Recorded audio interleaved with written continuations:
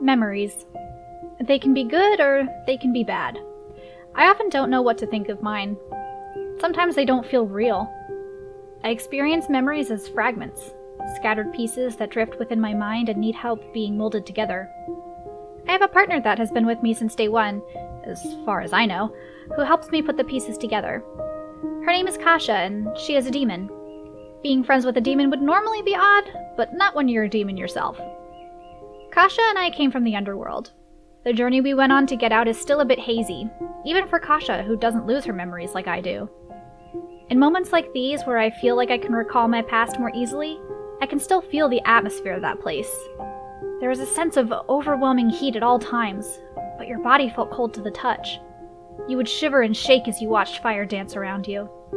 For people like me and Kasha, you would be in constant fear of torture and being mistreated. We longed to get out. As I said, it's hard for either of us to remember all of the details, but opportunity presented itself and we escaped. Surprisingly, despite this demonic presence on Fenrir, no one has come looking for us. I guess we're so irrelevant down there that no one thought to look. Never-ending abuse meant to last an eternity, and yet those who used us as punching bags didn't notice we were missing? I fear one day they will, and they'll come for us. When that day comes, we need to be ready. We need to be stronger. Kasha and I are different from your average demons.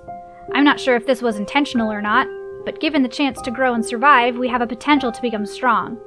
Really strong. Each time I face an adversary stronger than me, I grow in strength, whether I win or lose, while Kasha becomes stronger the more and more she comes in contact with the souls of the people I defeat. Together, we will endlessly grow more powerful until there is no opponent that can defeat us. So how did two demons like us become friends?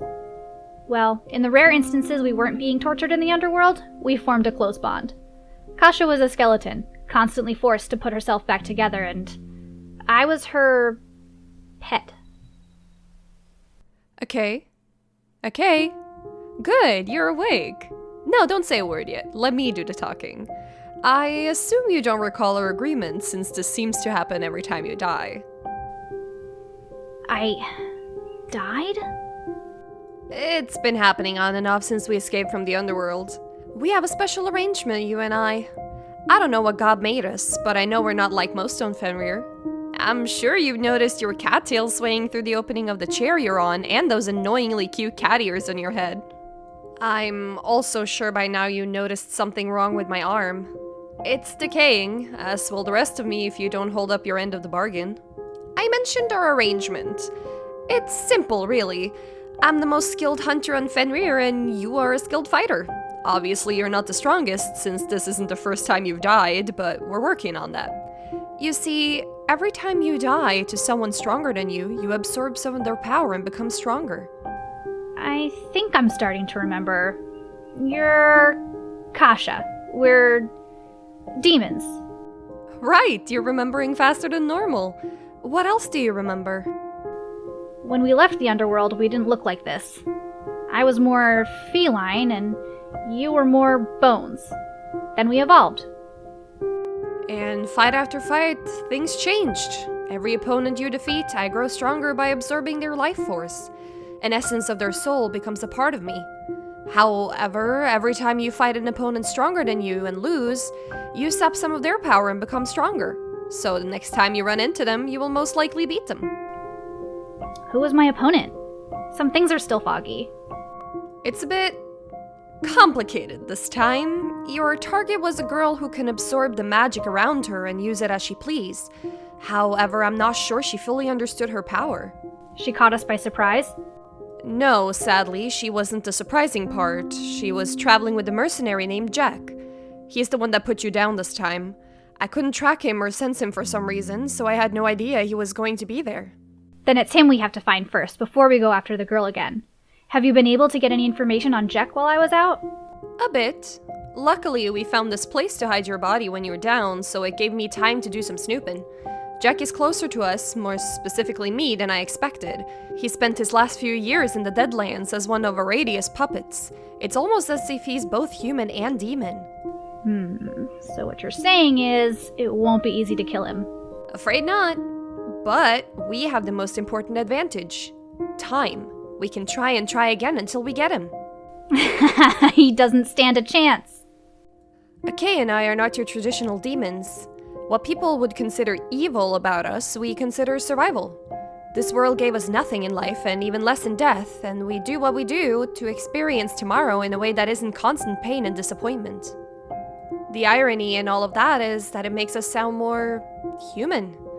Akei wants to evolve, to survive, and to grow stronger. I just want to hold on to what little humanity I can cling to.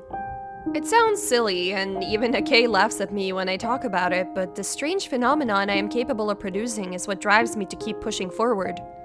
In the underworld, I was a skeleton, bones dragging on the unforgiven terrain beneath my feet, my cat companion beside me as I tried to find a way out of this never-ending hell. When we got to the surface, we enjoyed the fresh air for a moment before a group of Fenins found us. They immediately thought we were monsters and wanted us killed. They broke me apart. But Akei would not stand there and let us be cast aside any longer. She slaughtered them. As she put me back together, I could feel the souls of her victims lingering. I could feel myself feasting upon them, and with each taste, a part of my humanity returned. Thanks to her, I am flesh again, not just bones. I can feel, I can breathe, I have hair! I can enjoy food or a treat and feel full. I can feel things in general that I couldn't remember feeling for the longest. With Akei by my side, I can live again. However, there is a bit of upkeep involved in our survival. When Akei loses and dies, I have to forfeit some of that life to bring her back. Even if she doesn't die, I deteriorate over time, so to sustain my humanity, I must continue to feast.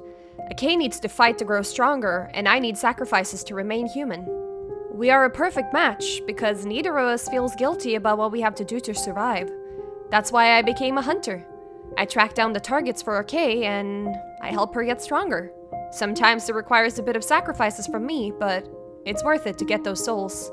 You'd think one of us would feel bad for these people sometimes, but it's hard when you've been treated like dirt your entire existence. A thought process like that makes us dangerous. It makes us the villains in the eyes of many here on Fenrir. It makes us trouble for those considered to be good. Akei and I see it differently. These feelings, these thoughts, this need to live and survive, all of these things just make us human.